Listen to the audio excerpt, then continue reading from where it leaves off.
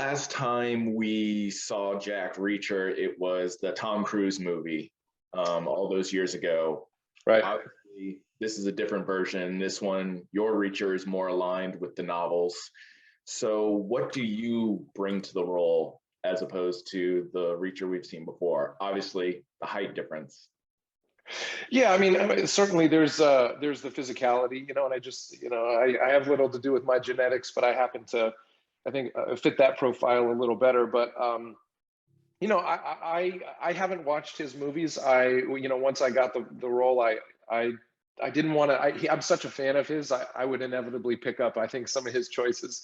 Yeah. So I just poured into the books and into the scripts and just tried my best to absorb who I thought Reacher was on the page. And hopefully the vast audience who have read the books and have their own opinions will agree with me. But at the end of the day, I tried my best to block out that kind of noise and just focus on what was there, and hopefully people will appreciate what I have to bring to it. So just that's the best I can do. Yeah. Well, I mean, obviously, because what was your audition process like?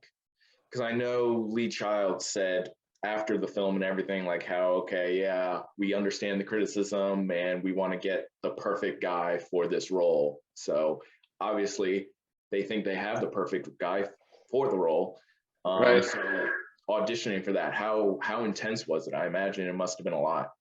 Well, yeah, I mean, it was extremely competitive. I mean, there were a lot of guys that I think still, would make incredible reachers. But Skydance and Amazon, who are behind this, had their pick of the litter. I mean, I think any actor right for this kind of role would have loved to be Reacher. I mean, I know I feel that way, but it was grueling. It was maybe a year from start to finish. I don't know exactly, but it was just a lot of meetings and a lot of educating people at Skydance and Amazon as to who I was and what my sensibilities are. And it was also the beginning of a collaborative relationship. I mean, I don't think I've ever, a lot of times as an actor, especially early on, you go in going here's my choice. This is the right choice. I'm perfect for this.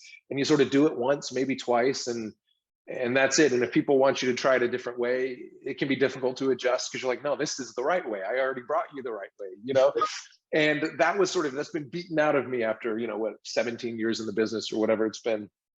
So I came at this, very much, much more flexible.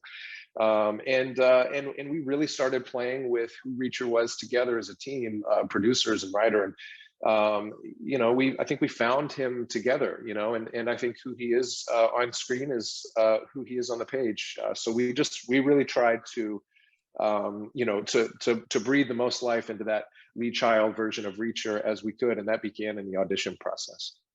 That's awesome. I know the first season follows Killing Floor, the novel Killing Floor, and that. So what can fans expect? Is it going to be basically just the novel, or what kind of additions is the show going to bring to the fair question. I think anybody who's read a book wants to see that book in as much of it as possible on screen, and that's really what we have the luxury of doing. With 8 episodes to tell this, the story of Killing Floor, or one book at a time. Killing Floor being the first in the series. But to make a standalone TV show that makes complete sense to somebody who's never read the books, it is important sometimes to drop in just a little exposition or backstory that may have landed in other books along the way, where Lee had the luxury of sort of informing us as to some of the why he is the way that he is or where he is today.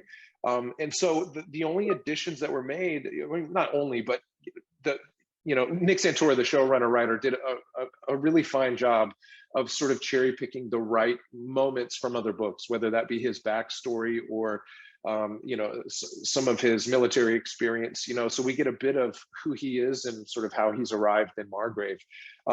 It's handled in a really excellent, sophisticated way that I think the fans will respect. It's done so seamlessly that even after watching several times and having read the book twice, Killing Floor, it's hard for me to distinguish between what was in the book and what's there. I mean, it's sort of forget that it's not all in the book, so whatever was pulled was only done to help audiences really who haven't read the books, and And I think ultimately, I think fans will appreciate what we've done. Awesome. Well, thank you so much for talking to me. Yeah, And thanks. good luck. Yeah, Good luck. thank you so much. Take care.